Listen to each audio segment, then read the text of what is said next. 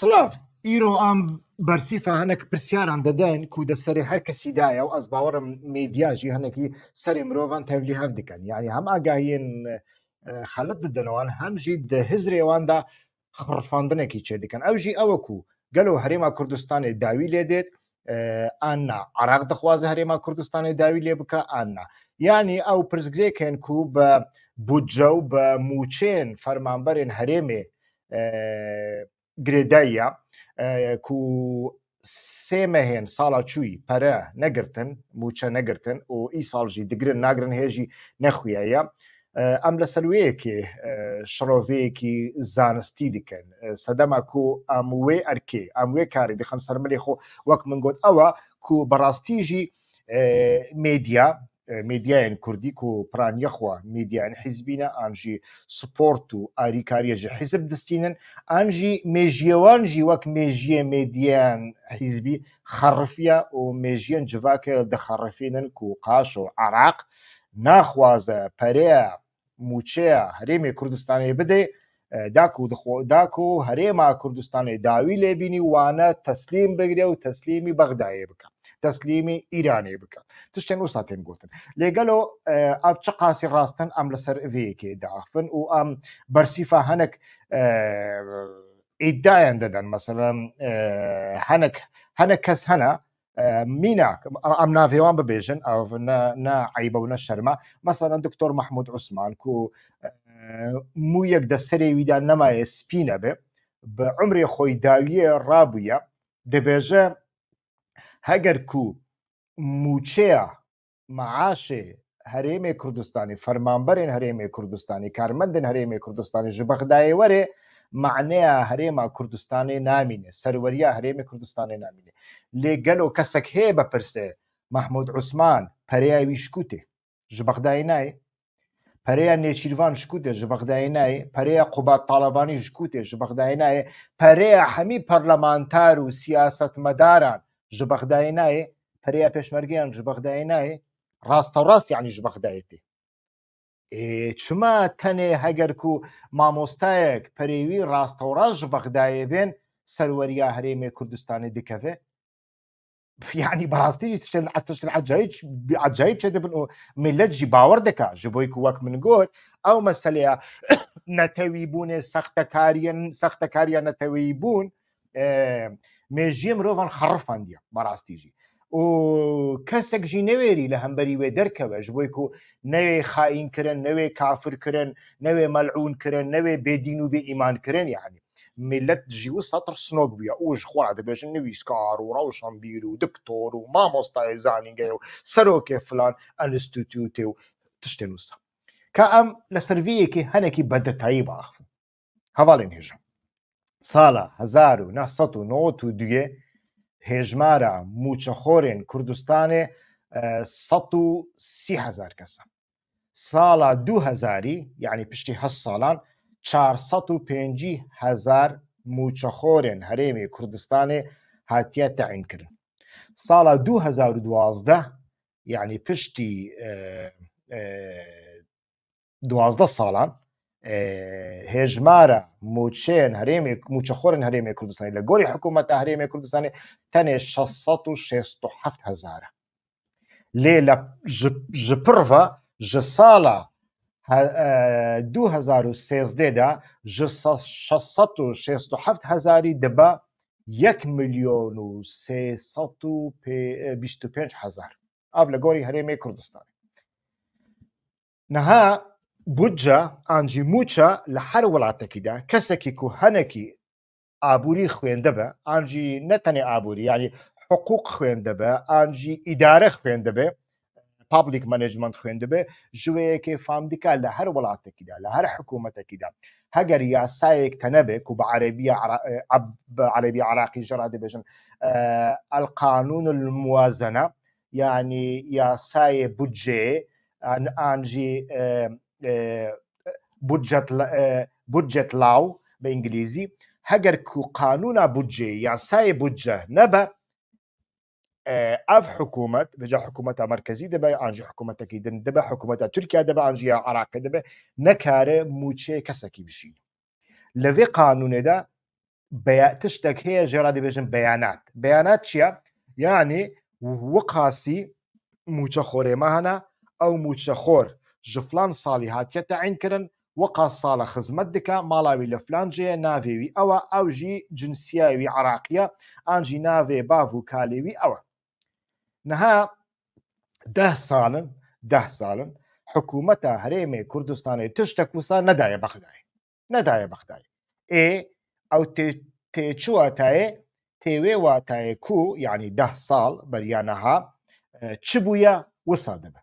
10 ساڵ بەریانەها یعنی دەبەچێ دەبە ئەم بێژن 667,000 موچەخۆر نەوسە ئێنەها ئەو دەبێژن ملیۆنەک و 325,000 موچەخۆرێمە هەیە ئەو نەها وسا دەبێژن و ئەو چییە؟ ئەو لە یعنی پشتی 2012 من گوت ئەوانە بەیانێک نەدایە حکوومەتە عراقی ئەو 1,325,000 موچەخۆر شکوهاتی نەها ئەم وەک ڕۆژنامەوان vەیەکە دەزانن ئەف شکوهاتنە ئەف پرانی کادرن حیزبینە کەسن حیزبینە کۆ حیزب ناخوازە ji پەرەیە حیزب ji بودجەیە حیزب پەرە بدێوان وانە وەک مەئمور نیشان دەدێ کارژی ناکەن لە لەقو و ناوچە و کۆمیتا و مەڵبەندان دڕونن و هەنێکژی ji ئەوروپا دەڕونن یعنی ئەزگەلەکان ناستەکەم لە ئەوروپاژی مامۆستایە زانینگە هەیە لە سوێدێ لە ئەڵمانیا موچێ زانینگە و دگرێ لێ لە حکوومەتە هەرێمێ کوردستانێژی وەک مەئمور هاتیە نیشانداین هەڵبکی هەمی ساڵی جارێکی دچە پەرێ خۆدستینی و بەدیگەڕی تشتێکیدن نینە لە هەمبەری شێ ئەو یەک چێکردنە لە هەمبەری وەیەکێک و ئەو کەس دەدەما تەنگاویدا پرۆپاگەندە ژە حیزب ڕابکە پرۆپاگەندە ji بۆی نەتەو دکا ji بۆی گەل دکا نەخێر پرۆپاگەندە ji بۆی حیزب دکە لە دژی حیزبەکی دنێ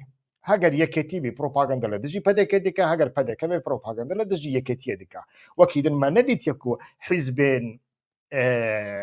حیزبێن باشوور پرۆپاگەندە لە دژی ئیرانێ بکەن ئانجی لە دژی تورکیای بکەن تشتێکی وسا قەت نینە یعنی نەها هەنێک پارتی پرسێ یعنی هەنێک پرزگرێکێوان دبک و بە ئیرانی ڕابە پشتی ئێرشێ هەولێرێ لێ ئەوژی پرزگرێکەکە حیزبیە پرزگرێکێکی نەتەوەی قەت نینە یعنی هەگەک و پرزگرێکی نەتەوەی هەبێ گەرەک ئەف بەڕسمی بە لە ڕێکا کۆنسۆلۆسان دەبێت لە ڕێکا وەزارەتە دەرەوە دەبێت بە تاهرانی ڕا بە تورکیا ڕا بە سووریا ڕوونن کەکۆ ئەم دەخوازن هۆن پزگرێکەوە بە ئاواییکە ئاشتی بە کوردن خۆ چارەسەر بکەن ئەمژی ئاریکاریاوە دەکەن تشتێکی وسە تشتێکی وسەژی ناکەن تەنێ وەک من گوت ئەوە یەک یا دنێژی ئەوانە کووب بودجەژ عراقی دەستین پرانیان خۆ لە دژی عراقیژی داخفن ئاڵەیە عراقی پیسە بەغدا پیسە شیعە پیسە کوردستان پێشکەتیە هاتشت پرۆپاگەندێن وسا بێمەعنا بڵاو دەکەن تو تەکلیەن خوا بە هەرێمێرا نینە و موچەیە خۆشی بەوی ڕەنگی دەستین نەها حکوومەتە بەغدایە بەڤیرە پرزگرێکیویە حکوومەتە بەغدایە دەبێژە هون گەرەک بەیانێکی ژمەڕا بشین بەیانێکی چێکن لە گۆڕی یاسایە بودجەیە عراقی ئەو کارمەند شکوهاتنە کینینە لێ نەکارنوی بکەن ji بۆی و وەک من گوت هەنە کەس هەنە ژوانە گەلک کەس هێژمارێکی گەلک زێدەیە ژوانە بەرپرسێن عراقیشی گوتنە کو نە عراقینە هەنێک هەنە هاوڵاتی تورکیانە هاوڵاتیە سووریایەنە هاوڵاتیە ئیرانێنە یعنی ژغینی ئەو ئارتێشا ڕۆژ و مۆژ و نزانم چ ئەو ملیشەن داود ئۆغڵ و ژالێکی دینێ کەسێن درێژی هەنە ینی کو سڤیلن نە عراقینە لێ پەرەیەوان گەرەک لە عراقی بێ و گەرەک ئەوژی دژی عراقی بن وەڵا عراق تعدایە لە کوردان دکا نایلی کورد نەفتێخۆ بە هەرزان و تاڵان بفرۆشن ئەردۆغان ئۆ کەسێن نەتەویژی قاشە و نەتەوی کوردێن دنێژی گەرەک دەوێ خۆ بگرن ژبێک و کافر نەبن ژبێک و مەلعون نەبن ژبێک و خائین نەبن گەرەک هەر کەسێک دەوێ خۆ بگرێ ئێک و دەوێ خۆ نەگرێ ئەو لە دژ ئەو نەنەتەوەیە ئەو زەلامێ قاسم سولەیمانیە ئەو زەلامێ فلانیە و بێوانە نە پرزگرێک ئەوە لە لێکۆڵینێکی حکوومەتە عراقیدا دەرکەتیە کەسێک بە ناوێ شەریف لە 3 وەزارەتاندا ناوێوی هێژ بووی موچە کەسێک بە ناوێ شەریف و مریەژی ئەو شەریف دەژیان دانینە لە 3 وەزارەتاندا ئەوێوان نینە بێجا نەهات و ژوان دەپرسی دەبێژن ئەو گەندەڵی لە عراقێژی هەیە عراقژی بێسەروبەرە ڕاستە لە عراقی گەندەڵی هەیە کەس نابێژینە لە عراقی بێسەروبەری هەیە کەس نابێژنینە لێ لە عراقێ یاسا هەیە لە عراقێ هەنێک سازی هەنە بەڕاستی سازیان دەولەتێنە هەنێک سازیان ئەمنیەتی هەنە سازیان دەولەتێنە لە عراقێ ئەس نەها بچم بەغدایێ ji محکمێ را ئانجی ji هەر سازیەکی ڕابێژم کا کۆنتراکتێن خوا بە فلان کۆمپانیایە دەرخەن و فلان وەزارەت بە فلان کۆمپانیایێرا کۆنتراکت چێکرێ ji بۆی کو ئەم بێژن جادەیان چێ بکەن کا بدە من وە لەسەر چ ئەساسی ئەو کۆنتراکت چێکریە ددەن من یانی بەڕاستی ددەن من لێ لە هەرێما کوردستانی کەسێک دکارێ ببێژێ کا فلان کۆنتراکتێ بدە من حتا نەها ji غەینی 5-6 کەسان کی هایوی ئەوێ ڕاهەیە ئەو کۆنتراکتە پترۆلی دەناوبەرە تورکیا و هەرێما کوردستانی هاتی ئاواکردن کیژان پەرلەمانتەر هایویژێ هەیە گەلۆ دکتۆر محمود عوسمان هایویژێ هەیە حرام کەس هایویژێ نیە لێ لە عراقی نەوسایە لە عراقی تو دکاری بکە ئینسان هەنێکی بە ویژدان و بە ئەخلاق بە ئاخفە میناکەکی دنێ هەیە ئەژوە ڕابێژ نەها پێشمەرگە پێشمەرگە یعنی هێژمارە کوردان لە هەرێما کوردستانێ ئەسکەرک و کەژێدەڵ دەخاب ژ بۆی لە گۆری قانون ئەو نە هەرێما کوردستانەیە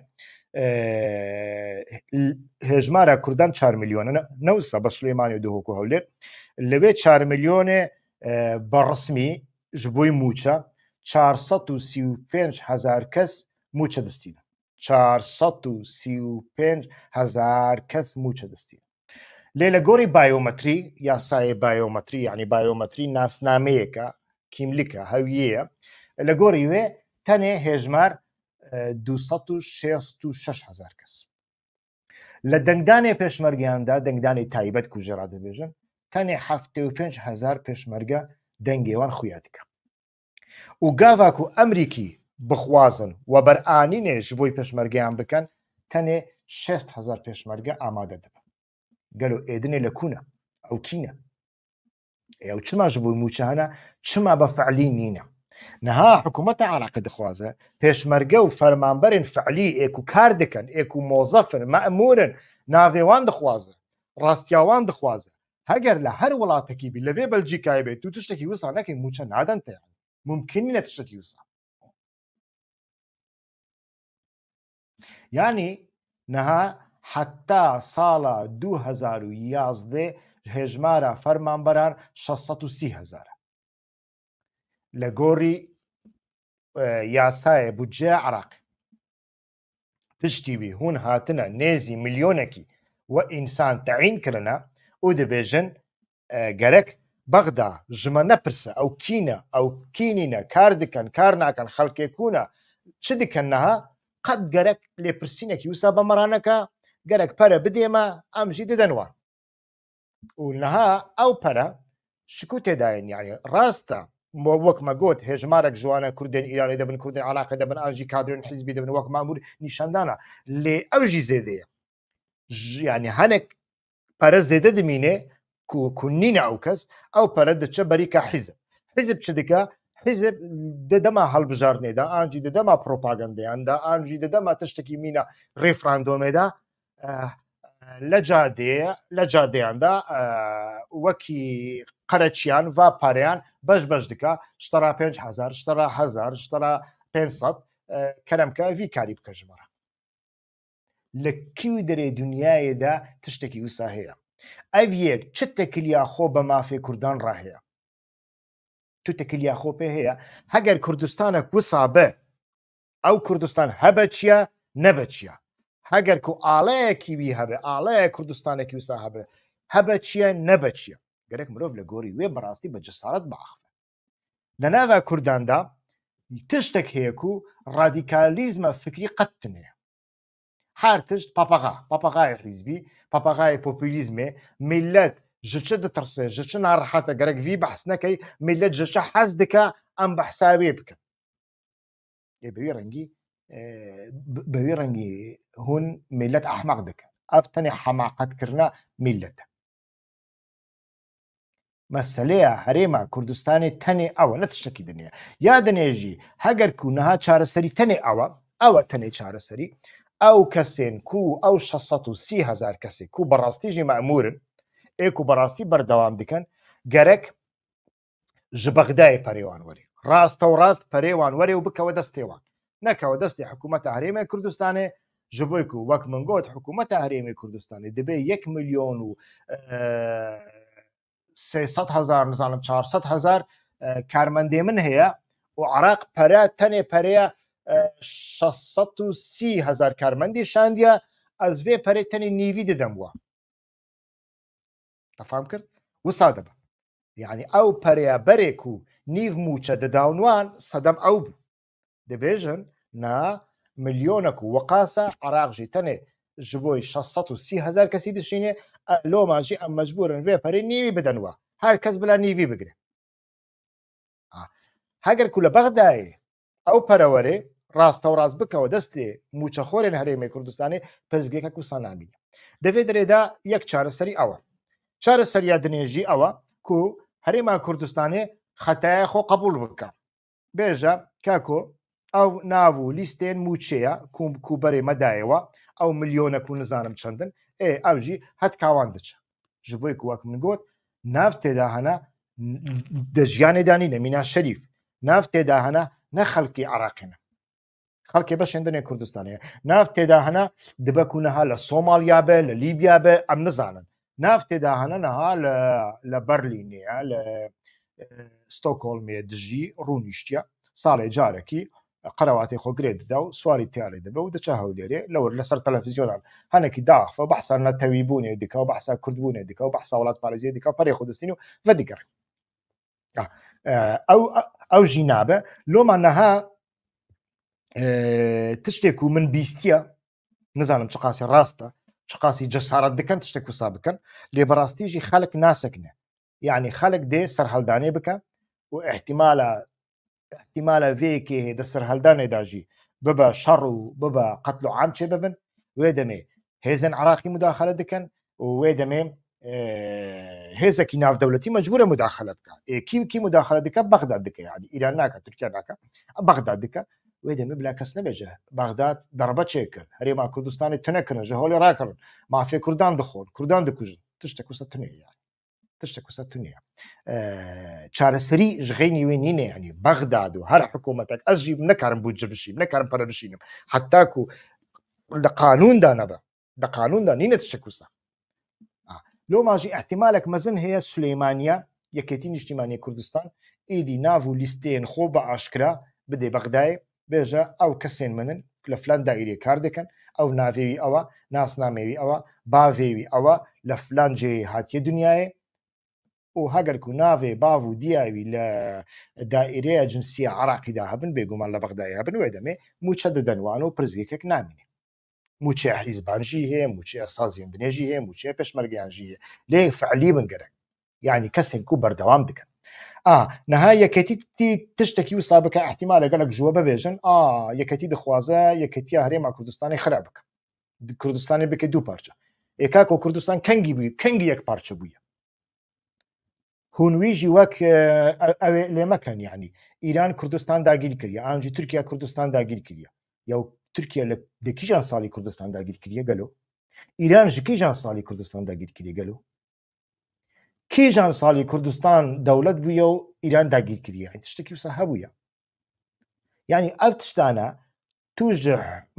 însanekî hiqûqî rabêjî rojnamevanekî Ewropî rabêje ew dibêje ku hinekî ji dîrokê fan bike ew kenê henekê xwe bite dike loma jî halê dîplomasiya Kurdan wisa ye ji bo ku diçin ji bo Lozanê civînan çê dikin li Lozanê weqasî pere xerc dikin ayranan dikirin û vedixwin dunerê dikirin û dixwin fotoğrafan dikişînin beyanan çê dikin wala li Lozanê zulm li Kurdan hatiye kirin dewleta Kurdan hatiye parça kirin ya beriya Lozanê kengî Kurd dewletî wan hebûye yani vana tiştên xurafatin ev efsane ne demê jî we çandine siyaset li gorî realîte û li gorî eqil tê kirin li gorî mantiq tê kirin realîte çi ew e mirov gerek bi wî rengî siyasetê bike ya dinê jî berastî jî mirov tenê xwe sivik dike denava loma jî halê dîplomasiya Kurdan li derve wisa ye yani لوبیا ئەرمەنیان بنەرە، لوبیا یهودیان بنەڕە، لوبیا ئەزەربایجان بنەڕە چ دیکەن، لوبیا وڵاتێندن بنەڕە یا عەرەبان چ دیکەن. لێ لەناوە کورداندا چەند کەسێک داناناک و بەخوا خەڕفی نامێژیە کوردانژی دخەڕفین و هەر حیزبێکژی سازیەکی وسایە وڵا دیپلۆماسیە دیکەن. دیپلۆماسیاوانژی حاڵی دیپلۆماسیانژی ئەوە ئەڤ نە چارەسەرینە، ئەv چارەسەری وەک من گوت ئەوەیە کو مرۆڤ بە بەغدایڕا لە هەف بکە. لۆ ماژی هەگەر سلێمانیە لە هەف کرد نەبێژن وەڵا سلێمانیە کوردستان دەکەێت دوو پارچە. خۆزیە سلێمانیە بەرێ کردبە. کوردستان بخۆ دوو پارچەیە. کوردستانە عراقی یەک پارچنینە دوو پارچەیە. مەسرور بارزانی لە سلەیمانیە، لە کەلار، لە کفری، لە حەلەبجە دەسەڵاتێوی بە قاسی مەئمورێکی پۆستەخانەیە حەلەبچە نینە. قوبات تاالبانی کو جێگرێ مەسرورە لەسەر کاغەدێ نەبە فعلی لە هەولێرێ نەکارە کارکەرێکی تەعین بکێ و کارکەرێکی بگۆڕینە نەکەرە. بە قاسی پێشمەرگەیەکی بە قاسی پۆلیسێکی دەسەڵاتێوی نینە. لە دوو ملیشیا هەنا، دوو محکەمەیان جودا هەنا، دوو ئیستیخباراتێوان هەنا، دوو یاسایەوانی جودا هەنا، دوو منتقێوان هەنا، دوو تەکلیێنوانی دەرەوەی جودا هەنا. تشتێکیوان بە هەڤڕا نینە. تەنێ تشتێوان کو بە هەڤڕا هەیە هەر کەس مەئمورێن لیستەیە مەئمورێن خوا هەنا و ئەو پەرە لە گۆڕی خۆ خەرج دکەن. مەسەلە تەنێ ئەوە. گەرێک مرۆڤ بەوێ ڕەنگی لە مەسلەیە بنەڕێ ئەو مەسلە دەمێ پێش هەم باشتر بێ فامکردن هەمژی ji بۆی خەباتێن کوردان لە پارچێندنێ کوردستانی بەڕاستیژی گەرەک ئەڤیەک ببن دەرس. یعنی نەها لە پارچێندنێ کوردستانێژی باندۆرەکی خۆی وەسا چێکردنە و میلەت خەڕفاندنە. مەسەلەن نەها هەر کەس ماهیەتە ڕژێمە ئیرانی دەزانە یعنی ئینسانان لە سێدارە دەدا لەسەر بنگەها وەریس و ئیعدام دژی ڕژێمێکی وسایە ڕژێمێکی دۆگماتیکە هەر کەس vەیەکی دەزانە. لێ گەلۆ پارتیەن کوردان لەور ئێک و موچە دەستین لە هەرێما کوردستانی ڕەوشاوان شەوای گەلۆ. یعنی نەها من سێ کەس دیتنە یەک ژوانەژی سەرتاشێ منە سەرێ من چێ دیکە ئەو بەخۆ ژەمە دەگۆ. یعنی ئەو بەخۆ خەڵکێ سنەیە ئەو بەخۆ ژەمە دەگۆ دەگۆ ئەم لە هەولێرێ چەند جاران چوون بە موسادی ڕائاخفتن پارتیامەژی خەبەرێوی ژێ هەبوو مەگوت ئەم دەخوازن کاری ئیستیخباراتی شوڕا بکەن. موساژی گۆ کاکۆ ئیستیخباراتێمە لە هەولێرێ وە قازێدنە وە قازێدنە وە قازێدنە ئەم نزان چ بۆوان بکەن. ئەم ئیستیخباراتان لە هەندور دەخوازن. هون دەخوازن بچن هەندوری ئیرانی کار ژمەرا بکەن سەرسەران و سەرچاوان ئەم پەرە بدەنەوە. هەگەر کو هون ناخوازن من نەوێت دگۆ ئەژی ترسیان من نەکرد ئەس هاتم ئەوروپای ئەرژی هەیە ئەم گەرەک vەیەکێژی ببینن و ئەم گەرەک vەیەکێ بپرسن. یعنی گەلۆ نەها جاسوستی کردن ji بۆی ئیستیخباراتێ ji بۆی ئیستیخباراتێ وڵاتێکی دنێ لە دژی وڵاتێ تا چ فایدەیە دەدێ دۆزێ نەتەوی. یعنی دەبە و ئیران vەیەکی زێدەڕۆیی بکە ئابارتمە بکە لێ ڕاستێکی ویژی هەیە. یعنی ئەو چ فایدەیەوی ji بۆی دۆزە نەتەوی گەلێ کوردستان و مافێ گەلێ کورد هەیە وەرە ژمەڕ بێژە چ فایدەیەوی هەیە. ئەم نابێژن تەنێ کورد دکن ئەv یەک بە ئەزەریانجی تێکردن بە فارسانژی تێکردن لێ نەڕاستە. کی دیکە بلێ بکە گەلە کورد نەکەن تشتێکی وسا. یعنی لە دژی تورکیاژی تشتێکی وسا نەکەن. لە دژی تورکیا تو چ دکەی بکە لێ نە بە دەستێ وڵاتێکی دنێ لە دژی تورکیای بکە. ji بۆی ku میلەت و دەوڵەت بەهانە دەبینیت تە جینۆساید بکە هەر تشتی بکە ji خۆ دەوڵەت هەمی خوێن ڕێژن دەوڵەتێن هەرێمێ دەوڵەتێن ڕۆژهەڵاتە ناوین هەمی خوێن ڕێژن بێ قەید و شەرت. دەوڵەتێکی کوردیژی چە بەدێ بە خوێن ڕێژ دەوڵەت وسایە مەنتاڵیتا دەوڵەتی لە ڕۆژهەڵاتە ناوین وسایە تو گەرەک بەهانە نەدەی. ئەv ji ku دەردەکەوێ ئەو چاوکانیەوی دیسا لە هەرێمی کوردستانێ تەیان ئەگەر هەرێما کوردستانێ ببیە سازیەکی دیموکراتیک vekirî ku mêjiyê mirovên parçeyên dinê veke mêjiyê xwe veke û heger ku bi Iraqê re bibane muessese bibane sazî û li şûna ku em bêjin bêjne Ebadî an jî bêjne Sûdanî heger tu wiqasî pere bişînî em ê dewrekî dinê dîsa te pêşniyar bikin em ê deng bidin te li şûna wê yekê عراق بکەی سازیەکی دیموکراتیک، پترۆل دیموکرات بکەی، عسکەر دیموکرات بکەی، ژیان دیموکرات بکەی و بەغدای دیموکرات بکەی. دیموکراتکردنا بەغدایەژە خۆ دیموکراتکردنا هەولێر و سلێمانیە دهۆک و کەرک و کێشی وێ دەمێ ئەو پزی هەمی چارەسەر دەبن و گرانیان کوردان لە هەمی دنیای لە ڕۆژهەڵاتان ناوین زیاتر دەردەکەوە هەولێ. ڕۆژئاوا کێمەکی بە گۆتنژی بیڤەیەکی کرد بە قاسی و ڕەوشە ڕۆژئاوا جودایە و ڕەوشە عراقی جودایە لە عراقی کورد دە هەمی دەری لە پێشیا کوردان فکرینە. عراق بەریا 15 ساڵان لە دەستی کورداندا بوو، لە دەستی کورداندا بوو، تەنێ دەستی کورداندا بوو، شیعی نەبوو، تەجروبەی ئەوانژی نەبوو، سنی هەموو چوو بوون جەم داعش و ئەڵقاعیدەیە، تەنێ دەستی کورداندا بوو، تەنێ جەلال تاڵابانی 10,000 کورد دەردوورێوی هەبوو. سەرفەرماندارێ یەکەمین یا ئارتێشە عراقی کورد بوو، وەزیرێ دەربە هەرتم کورد بوو، سەرۆک کۆمار هەرتم کورد بوو، ئاریگرێ حکوومەتێ سەرۆکی حکوومەتی کورد بوو، ئاریگرێ سەرۆکی پەرلەمانی کورد بوو. هیچ دەخوازی ژوێزێتر هەفتەش بەردەوام هەفتەش وەزیری کوردان هەبوون. یعنی هەگەر کە خواستەکیوان هەبا وسا دەکردن وێ دەمێژبێ بەشین کوردستانی دەبوون نمونە لە سووریا نەها ڕەوشەکی وستانی لە مرۆڤ نەکەی پڕ گازن جیان بکە. لێ دیسانجی بە قاسی و لە ناوە ڕۆژ ئاوادا ئەڤەکەیە هەرێکی بنگەها دیموکراتیک هەیە بە قاسی و ناکۆکیژی تدانە، یعنی حیزبژی منتالیتا حیزبژی منتالیتا چێژی هەنێک جاران دەبێ ئاستەنگ ئەوژی هەیە ئەوژ ڕاستیەکە، یعنی هەنێک جارە حملە چێ دەبن و لە شووناکو بە ڕژێمەکی دیموکراتیک دەبە ڕژێمەکی حیزبی من ناولێکی ڕژێمە کادرۆ ڕژێمە قادر